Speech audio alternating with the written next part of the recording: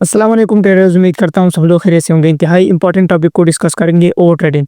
Majority of the traders वो कई सालों से मार्केट में काम करते हैं, उनको अपनी स्ट्रेटजी के बारे में मालूम होता है, उनको ये भी मालूम होता है कि कहाँ से मार्केट में एंट्री करनी है, लेकिन उसके बावजूद भी वो ओवर ट्रेडिंग करके अपने अकाउंट्स को, फंड अकाउंट्स को फेल करते हैं। तो इस वीडियो के कंप्लीट होने के बाद ना ही आप लोग अपने फंड अकाउंट्स को फेल करेंगे और ना ही आप लोग ओवर ट्रेडिंग का शिकार बनेंगे, ठीक है। तो ये वीडियो सबके लिए है। इस वीडियो में मैं आप लोगों को कोई स्ट्रेटजी नहीं बताऊंगा जिसकी वजह से आप लोगों की पुरानी स्ट्रेटजी चेंज होगी। ये चीज़ें नहीं होगी, बल्कि आप लोगों की अपनी जो पुरानी स्ट्रेटजी है वो भी काफ़ी स्ट्रांग हो जाएगी, क्योंकि ओवर ट्रेडिंग का मसला जिनके पास स्ट्रेटजी हो उनको भी ओवर ट्रेडिंग का मसला होता है, जिनके पास स्ट्रेटजी नहीं भी होते तो उनको भी मसला होता है। तो ओवर ट्रेडिंग का मसला हर एक ट्रेडर को आता है, ठीक है। तो वीडियो को आप लोगों ने गौर से सुननी होगी। अच्छा, ये ओवर ट्रेडिंग का जो सीरीज़ है ना, टॉपिक है, इसको जो है ना हम 3 सीरीज़ में डिवाइड करेंगे। आज की वीडियो में, उसके बाद 2 वीडियो में नेक्स्ट भी बनाऊँगा, ठीक है, इसके बारे में। तो बात करते हैं सबसे पहले टेक्निकली जो है ना इसके पीछे क्या रीज़न होता है, चार्ट के ऊपर आप लोग ऐसी कौन-सी गलती करते हैं जिसकी वजह से आप लोग ओवर ट्रेडिंग का शिकार हो जाते हैं। तो सबसे मेन रीज़न ये होता है, फॉर एग्ज़ाम्पल अगर आप लोग सपोर्ट या रेजिस्टेंस पे ट्रेड लगाते हैं, ठीक है। फॉर एग्ज़ाम्पल उसने सपोर्ट या रेजिस्टेंस लेवल को 1 आवर टाइम फ्रेम पे ड्रॉ किया है, तो वो क्या करते हैं कि ड्रॉ किया है तो उसके बाद क्या करते हैं, वो 5 मिनट टाइम फ्रेम या लोअर टाइम फ्रेम को बार-बार देखते हैं। तो लो टाइम फ्रेम पे वो क्या करते हैं कि मार्केट उस सपोर्ट लेवल तक अभी तक नहीं आया है, लेकिन उससे पहले वो कहीं ग्रीन कैंडल लो टाइम फ्रेम पे देख के ना वो सीधा एंट्री प्लान करते हैं कि अब मार्केट जो है ना सपोर्ट से पहले ही ऊपर जाएगी। मार्केट क्या करता है कि आप लोगों का स्टॉप लॉस हिट करके उसके बाद ही ऊपर चला जाता है। तो यहाँ से जो है आप लोगों का वो ट्रेडिंग शुरू हो जाता है। आपने सपोर्ट लेवल से पहले ही मार्केट में एंट्री की, आप लोग जो है ना पहले मार्केट में एंटर हो गए। मार्केट ने क्या किया, आपका स्टॉप लॉस हिट किया, तो उसके बाद आप लोग क्या रीज़न बनाएंगे नेक्स्ट ट्रेड के लिए। नेक्स्ट ट्रेड के लिए आप लोग ये सोचेंगे कि यार आप तो मार्केट सपोर्ट पे हैं, तो एक और एंट्री भी मैं लगा लेता हूँ। तो फॉर एग्जांपल अगर एक और एंट्री आपका गलत हो गई, उसमें भी आपका स्टॉप लॉस हिट हुआ, तो यहाँ से बस आपका वो ट्रेडिंग शुरू हो जाता है।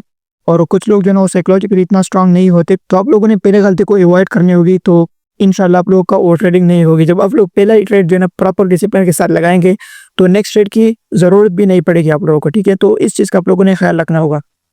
एक और जो मेन रीज़न होता है ना ओवर ट्रेडिंग का, जिसकी वजह से आप ओवर ट्रेडिंग का शिकार हो जाते हैं, तो वो रॉन्ग सेशन में ट्रेड लगाना। जिन करेंसीज के साथ यूएसडी लिखा होता है ना और डॉलर लिखा होता है, तो उन करेंसीज का बेस्ट टाइम जो है ना हमारे पास यूएस सेशन या लंदन सेशन होता है। तो ये अगर फॉर एग्जांपल पाकिस्तान टाइम के अकॉर्डिंग मैं आप लोगों को बता दूं, तो ये हमारे पास 2 पीएम या जो है ना 2 पीएम से लेके तकरीबन शाम को जो है ना 8 पीएम, ये जो है ना आपके पास ट्रेडिंग सेशन होता है।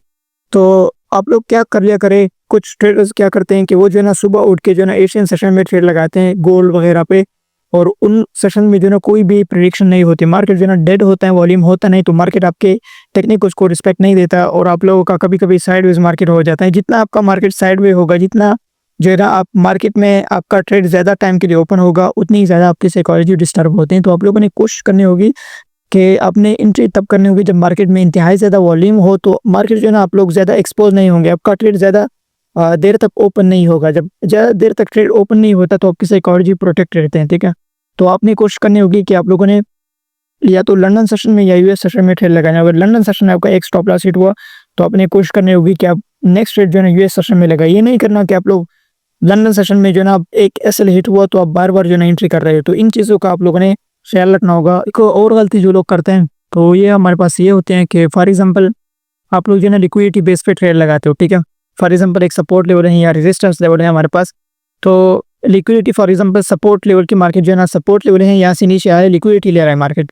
तो यहाँ पे आप लोगों ने कोशिश ये करना होगा कि लो टाइम फ्रेम पे कम से कम आप लोगों को एक ग्रीन कैंडल नजर आना चाहिए। फॉर एग्जांपल अगर आप लोगों का लिक्विडिटी जोन जो है ना हमारे पास सपोर्ट लेवल, वो हमारे पास 30 मिनट टाइम फ्रेम पे, तो लो टाइम फ्रेम में जब फॉर एग्जांपल मार्केट सपोर्ट को ब्रेक करके लिक्विडिटी लेता है, तो यहाँ पर जो है ना लो टाइम फ्रेम पे आप लोग कम से कम 5 मिनट ग्रीन कैंडल का आप लोग वेट कर लिया करें। तो उसके बाद आप लोग जो है ना उस पर ट्रेड एंट्री लगा सकते हो, तो आप लोगों का स्टॉप लॉस हिट नहीं होगा, ठीक है।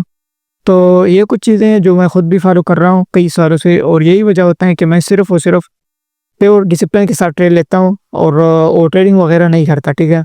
और आप लोग भी इस चीज़ को ज़रूर फॉलो कर लिया करें। अगर आप लोग ये चीज़ों को फॉलो नहीं करते, तो आप लोगों की स्ट्रेटजी हमेशा जो है ना वो फेल रहेगी, ठीक।